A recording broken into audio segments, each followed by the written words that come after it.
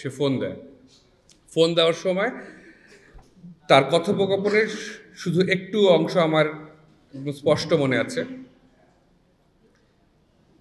সে বলে, কিরে তোরা এখনো কাউরে মারিস নাই?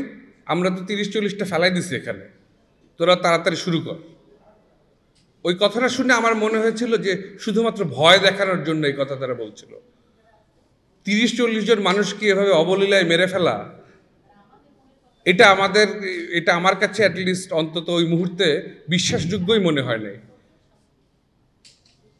পরবর্তীতে ছেলেদেরকে, যারা টিনেজার এবং তার উপরের বয়স্ক ছিল এবং যারা অফিসার ছিলেন, তাদেরকে আলাদা একটা রুমে নিয়ে যাওয়া হয়, পাশের একটা সেখানে এসে কিছুক্ষণ পরপরই বন্দুকের তাক করছে, গালিগালাজ করছে।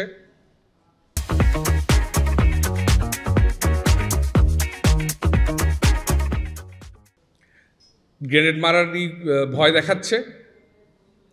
আঙ্কেল যে বললেন যে আসিফ আঙ্কেল এরকম যে একটা কথা হয়েছিল, কনভারসেশন হয়েছিল যে গ্রেনেড ছুঁলে মারলে আমরা কী করবো, সেটা আমার স্পষ্ট মনে আছে।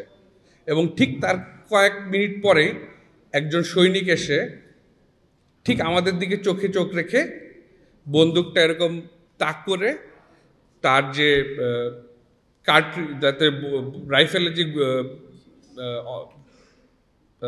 সেগুলি গুলি ভরছিল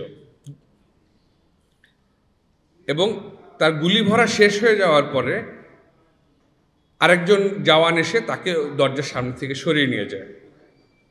হয়তোবা 2 সেকেন্ড পরে আসলেও সে গুলি চালিয়ে সেই মুহূর্তে ওই ঘরে থাকা কাউকে মেরে ফেলতে পারতো।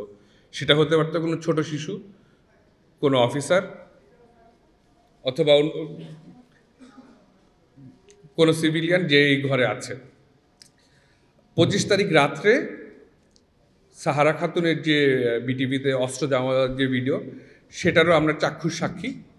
তারা সেখানে আসেন, আমরা ঠিক সেই জায়গাটাতে 100 জনের মতো হবে, 3 ঘর মিলে বন্দি।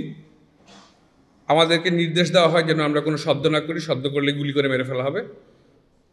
কিন্তু আমরা যেহেতু সব নিশ্চয় শুনছি আর আমরা সব দেখছি, যে আমাদের সামনে আসলো, ঠিক ওই জায়গাটার সামনেই বিটিভি ভিডিও ক্যামেরা দিয়ে ভিডিও করলো।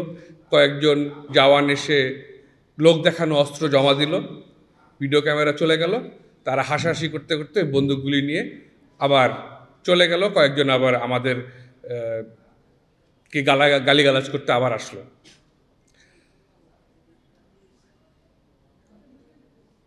ছত্রিশ ঘন্টা পরে যখন বের হই,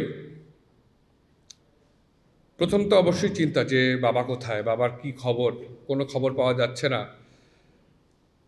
আস্তে আস্তে তখন বিভিন্ন লাশের সংবাদ পাচ্ছি, আর খালি টিভি স্ক্রলে আর সেনা লাইনে ফোন দিয়ে জানার চেষ্টা করছি যে অন্তত বাবার নামটা কি কোথাও দেখতে পাবো, সে কি বেঁচে আছে না মারা গেছে, কিছু তো জানি না। পরবর্তীতে একটা খবর পেলাম যে কিছু আনআইডেন্টিফাইড লাশ সিএমএইচ মর্গে আছে। সেখানে আমি আমার পরিবার সহ যাই। যে আপনার প্রথমে লাশটা দেখে শনাক্ত করতে পারি নাই। সেখানে আমার বাবার সাথে চাকরিরত কোর্সমেট, যাদের সাথে উনি দীর্ঘ 30 বছরের মতো চাকরি করেছেন, তারাও 2 জন ছিলেন, তারাও প্রথমে চিনতে পারেন নাই।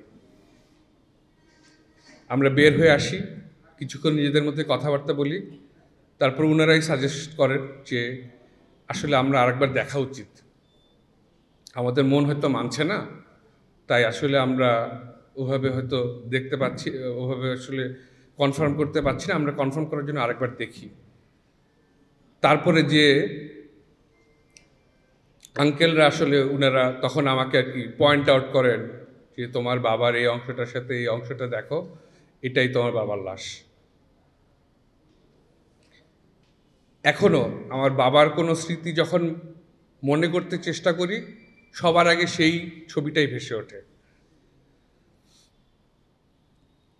আমি আজকে কোনো দাবি দাওয়া জানাতে চাচ্ছি না, আমি শুধু আমার অভিজ্ঞতা শেয়ার করছি আর জাতির উদ্দেশ্যে বলছি যে আপনাদের বিবেক এগুলি শুনে যা বলে আপনারা সেটাই করেন। ধন্যবাদ।